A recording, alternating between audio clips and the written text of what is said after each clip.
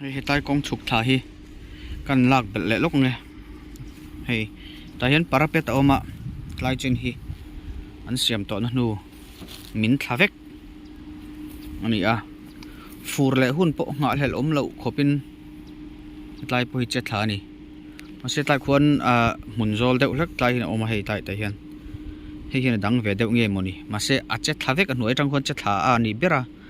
soi to in khutlai khu Dr. Thiam Sanga mun hostel girls hostel omna khani a ti chuan hei hetlai zong zong te poi che thavek an khu thavek a rap thak doi khop mai tol thapo pangti chu thil lo om takani khutlai khu chu he tlai thei hai kung omna thei hai ani le lo o coconut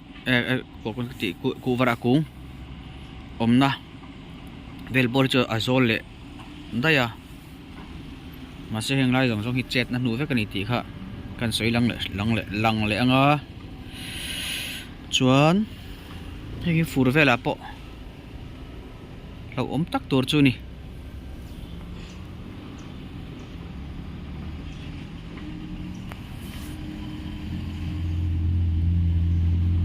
chung lama tang hianin an hnuai lama tang chuanin chu tiang te chemin kong chhia ti na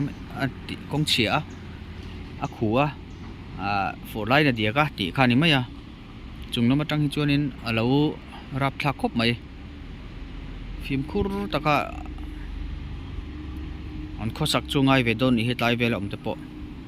khati chin kha ni phot mai ro se